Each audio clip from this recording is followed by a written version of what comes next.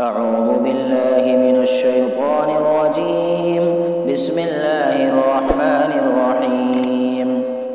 وإذ قال ربك للملائكة إني جاعل في الأرض خليفة قالوا أتجعل فيها من يفسد فيها ويسفك الدماء ونحن نسبح بحمدك ونقدس لك قال إني أعلم ما لا تعلمون. وعلم آدم الأسماء كلها ثم عرضهم على الملائكة فقال أنبئوني بأسماء هؤلاء إن كنتم صادقين. قالوا سبحانك لا علم لنا إلا ما علمتنا إنك أنت العليم الحكيم. قال يا آدم أنبئهم بأسمائهم فلما أنبأهم بأسمائهم قال ألم أقل لكم إني أعلم غيب السماوات والأرض وأعلم ما تبدون وما كنتم تكتمون.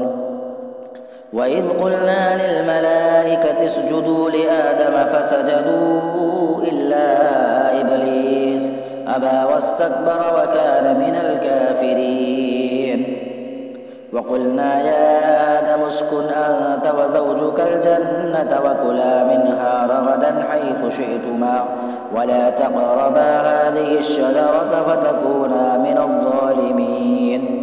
فأزلهما الشيطان عنها فأخرجهما مما كانا فيه وقلنا اهبطوا بعضكم لبعض عدو ولكم في الأرض مستقر ومتاع إلى حين. اور جس وقت ارشاد فرمایا آپ کے رب نے فرشتوں سے تاکہ وہ اپنی رائے ظاہر کریں جس میں حکمت و مصلحت تھی، مشورہ کی حاجت سے تو حق تعالیٰ بالا و برتر ہیں. غرض اللہ تعالیٰ نے فرشتوں سے فرمایا کہ ضرور میں بناؤں گا زمین میں ایک نائب، یعنی وہ میرا نائب ہوگا کہ اپنے احکام شرعیہ کے اجرا و نفاذ کی خدمت اس کے سپرد کروں گا.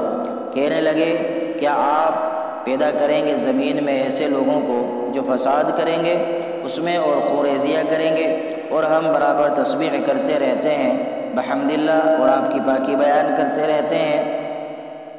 فرشتوں کی یہ گزارش نہ بطور اعتراض اور نہ اپنا استحقاق جتانے کے لیے، بلکہ فرشتوں کو کسی طرح یہ معلوم ہو گیا تھا کہ جو نئی مخلوق زمین سے بنائی جائے گی ان میں نیک و بد ہر طرح کے لوگ ہوں گے.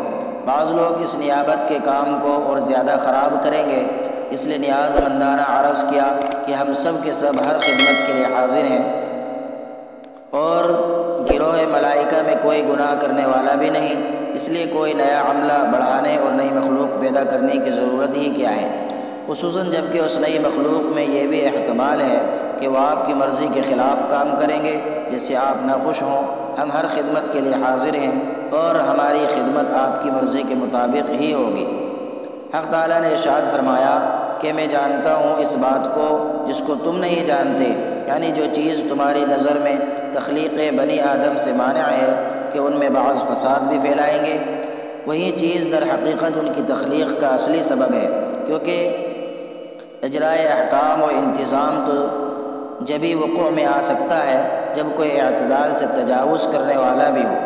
یہ مقصود تم فرما برداروں کے جمع ہونے سے پورا نہیں ہو سکتا، اور اعتدال سے تجاوز کر جانے والی ایک مخلوق جنات پہلے سے موجود تھی، اس سے یہ کام کیوں نہ لیا گیا؟ اس کی وجہ یہ ہے کہ اس کام کے لیے موضوع و مخلوق ہو سکتی ہے جن میں شر و فساد کا عنصر موجود تو ہو مگر غالب نہ ہو. جنات میں یہ عنصر غالب تھا، اس لیے تخلیق آدم کی تجویز فرمائی. آگے اسی حکمت الہیہ کی مزید توضیح اس طرح کی گئی کہ نیابت خداوندی کے لیے ایک خاص علم کی ضرورت ہے، وہ علم ملائکہ کی استعداد سے خارج ہے. اس لیے فرمایا کہ اور علم دیا اللہ تعالیٰ نے آدم علیہ السلام کو ان کو پیدا کر کے سب چیزوں کے اسما کا، یعنی سب چیزوں کے نام اور ان کے خواص و آثار سب کا علم آدم کو دے دیا گیا. پھر وہ چیزیں فرشتوں کے روبرو کر دیں.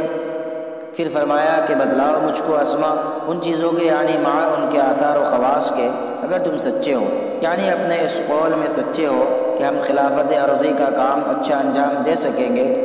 فرشتوں نے عرض کیا کہ آپ تو پاک ہیں اس الزام سے کہ آدم علیہ السلام پر اس علم کو ظاہر فرما دیا، ہم سے پوشیدہ رکھا، کیونکہ کسی آیت یا روایت سے یہ ثابت نہیں ہے کہ آدم علیہ السلام کو علم اسماء کی تعلیم فرشتوں سے الگ کر کے دی گئی۔ اس سے ظاہر یہ ہے کہ تعلیم تو سب کے سامنے یکساں دی گئی، مگر آدم علیہ السلام کی فطرت میں اس علم کے حاصل لینے کی صلاحیت تھی، انہوں نے حاصل کر لیا۔ فرشتوں کی طبیعت اس کی متحمل نہ تھی، ان کو یہ علم حاصل نہ ہوا۔ مگر ہم کو ہی علم نہیں مگر وہی جو کچھ آپ نے ہم کو علم دیا، بے شک آپ بڑے علم والے ہیں، حکمت والے ہیں کہ جس قدر جس کے لیے مصلحت جانا اسی قدر علم و فہم اس کو عطا فرمایا۔ اس سے فرشتوں کا یہ اعتراف تو ثابت ہو گیا کہ وہ اس کام سے عاجز ہیں جو نائب کے سپرد کرنا ہے۔ آگے حق تعالیٰ کو یہ منظور ہوا کہ آدم علیہ السلام میں اس علم خاص کی مناسبت کو فرشتوں کے سامنے آشکارا فرما دیں۔ اس لیے حق تعالیٰ نے ارشاد فرمایا کہ اے آدم تم بتلا دو ان کو ان چیزوں کے اسماء یعنی مع حالات و خواص کے۔ جب آدم علیہ السلام نے یہ سب فرشتوں کے روبرو بتلا دیا تو فرشتے اتنا سمجھ گئے کہ آدم علیہ السلام اس علم کے ماہر ہو گئے ہیں۔ سو جب بتلا دیے ان کو آدم علیہ السلام نے ان چیزوں کے اسماء تو حق تعالیٰ نے فرمایا دیکھو میں تم سے نہ کہتا تھا کہ بے شک میں جانتا ہوں تمام پوشیدہ چیزیں آسمانوں کی اور زمین کی، اور جانتا ہوں جس بات کو ظاہر کر دیتے ہو اور جس کو دل میں رکھتے ہو۔ اور جس وقت حکم دیا ہم نے سب فرشتوں کو اور جنوں کو بھی، جیسا کہ بعض روایات میں حضرت ابن عباس رضی اللہ عنہ سے منقول ہے، غرض ان سب کو یہ حکم دیا گیا کہ سجدے میں گر جاؤ آدم کے سامنے۔ سو سب سجدے میں گر پڑے بجز ابلیس کے کہ اس نے کہنا نہ مانا اور غرور میں آ گیا اور ہو گیا کافروں میں سے۔ اور ہم نے حکم دیا کہ اے آدم رہا کرو تم اور تمہاری بیوی جن کو اللہ تعالیٰ نے اپنی قدرت کاملہ سے آدم علیہ السلام کی پسلی سے کوئی مادہ لے کر بنا دیا تھا، بہشت میں پھر کہ کھاؤ دونوں اس میں سے بافراغت جس جگہ سے چاہو، اور نزدیک نہ جائیو اس درخت کے ورنہ تم بھی انہی میں شمار ہو جاؤ گے جو اپنا نقصان کر بیٹھے ہیں۔ خدا جانے وہ کیا درخت تھا مگر اس کے کھانے سے منع فرما دیا۔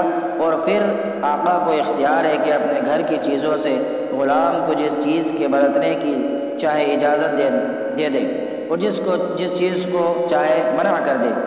پس لغزش دے دی آدم و حوا کو شیطان نے اس درخت کی وجہ سے، سو برطرف کر کے رہا ان کو اس عیش سے جس میں وہ تھے، اور ہم نے کہا کہ نیچے اترو، تم میں سے بعضوں کے دشمن رہیں گے اور تم کو زمین پر کچھ عرصہ ٹھہرنا ہے اور کام چلانا ایک میعاد معین تک، یعنی وہاں جا کر بھی دوام نہ ملے گا، کچھ عرصے کے بعد وہ گھر بھی چھوڑنا پڑے گا۔ اللہ تعالی ہم سب کو عمل کی توفیق عطا فرمائے، آمین۔ السلام علیکم ورحمۃ اللہ وبرکاتہ۔